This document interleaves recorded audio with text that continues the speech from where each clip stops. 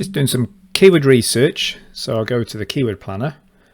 This is a completely new account, blank, no campaigns created. Because I've got no plans on spending any money on this one. Discover new keywords, start with keywords, and we'll look for, say, learn photo. Oh, tell you what, books to learn photo shop, and get results. And it will automatically default to Ireland for me. Change that to US, UK maybe. Just leave it at that for the minute.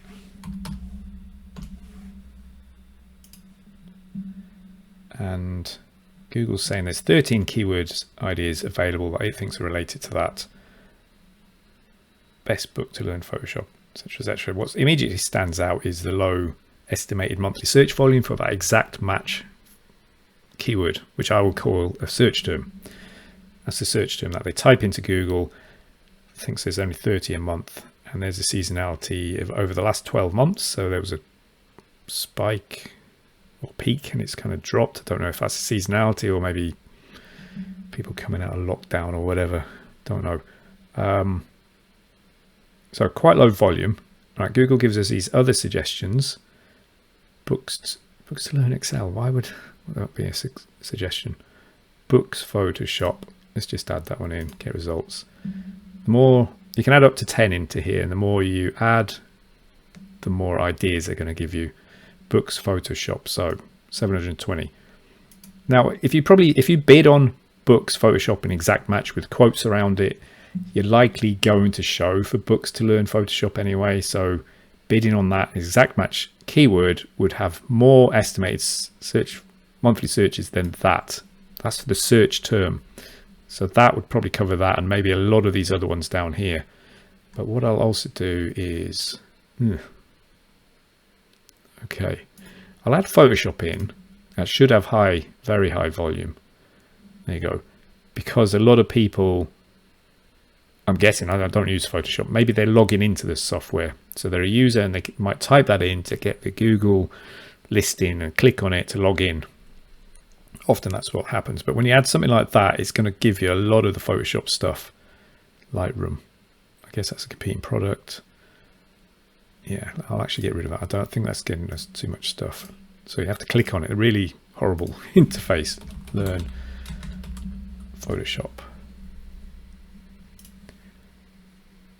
I just want to show you the graph here.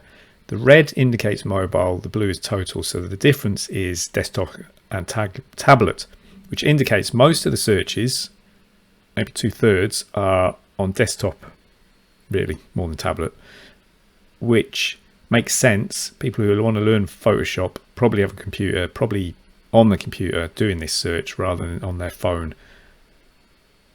They're at work, whether that's in an office or at home. So books to learn Photoshop, books show Photoshop. These are kind of, if you're selling a book on how to learn Photoshop, then these are good keywords. This one's close-ish. They want to learn it. They maybe haven't considered a book. So you'd have to convince them a book is a good way of doing it. Right, let me get rid of the graph. I like getting rid of it so you can see more volume. Right, we've got 860. So is anything alone? Adobe Creative Suite? No, let's not do that. I'll say stick with those for the minute. So these are the three that we provided. If I click on this column, it will show average. It will rank them. Photoshop tutorials, Photoshop classes, learn Photoshop. So these are the highest ranked ones by volume for the UK and US by month. Estimated monthly or average monthly searches in the last 12 months. So you can see some of them, there is some seasonality going on. Right. If you want to go back to showing just the keywords that you loaded, you just click on this one again. It's sort by relevance, i.e. the keywords you provided, and other ones it thinks are most relevant. So Photoshop tutorials. So I wouldn't necessarily, if you're selling a book on Photoshop, I wouldn't be bidding on Photoshop tutorials initially. I'd have all the ones that have books in it. And a way to do that is to filter by keyword that contains book or books. So these are all the ones that contain book or books. If we go to the bottom, there's 165 of those. So if you just bid on books Photoshop in quotes, you may end up showing for all of these plus other ones that Google isn't showing us at the moment. Yeah, except obviously Lightroom. Well, maybe you would show for books about Lightroom. The matching can be a bit flaky or fuzzy. If that's the case, then you'd have to add Lightroom as a negative. So it would be Photoshop book. Okay, so when you've got that filter, you might want to sort by volume, Photoshop MacBook. Oh, there you go. You don't want to be showing for that. So you're going to have to add Mac as a negative keyword, so you don't show when they type Mac, books, Photoshop.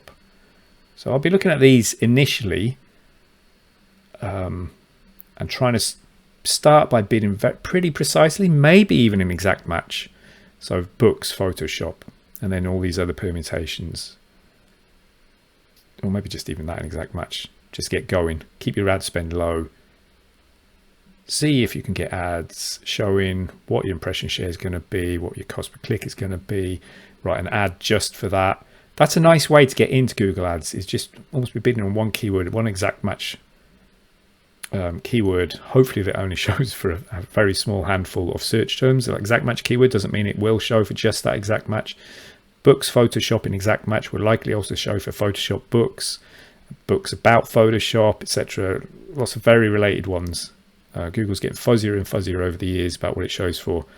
If you had that in quotes, I would suspect you'd show for a lot of these other ones here, maybe even for this Lightroom stuff, which I think would be incorrect on Google's part, but I wouldn't be surprised as well. So you start very neat, very tight.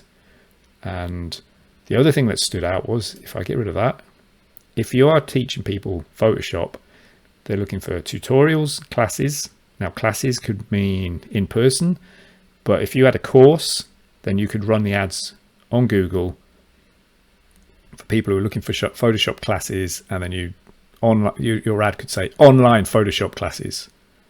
And what do they mean by classes? I don't know. Is that like a course that's already laid out, or is it like with an instructor live, or an element of both? So, but if you had an online thing that yours isn't an in-person thing, you don't cover people in Chicago as well as people in London, you don't literally have a class there, then I'd put online photo classes as a headline. So it matches what they're looking for, but it also tells them it's online. So they go, oh, okay. And they don't click the ad, and you don't get the ad spend. Obviously that might make your click-through rate lower. Google may penalize you for having a low click-through rate by increasing your cost per click, but it's all part of the learnings. But start really tight. And this is where the keyword planner is giving you ideas of go, oh, okay, maybe the book, maybe I should actually do a course, an online course. Actually, are any of these online? There you go. Photoshop online course, $720. Was that similar to the book? I think it was. But like there's classes online. I don't know, course and classes are in their own head. Are people thinking of those things as different? Me personally, if I was to load those two, I would have them in separate ad groups, bidding on those keywords, phrase match probably. And the ad for this one would say course, and the ad for that one would say class. And I'd have them different ad groups, so I could have a different ad per keyword, and they'd initially go to the same page. And I'd be very interested to see if they both, the visitors with those different searches, did they convert as well? If you've just got a course, do the people looking for a class, did they mean course, like just an online course, or did they mean instructor led? Right. Anyway, don't want to ramble too much. Hope that helps.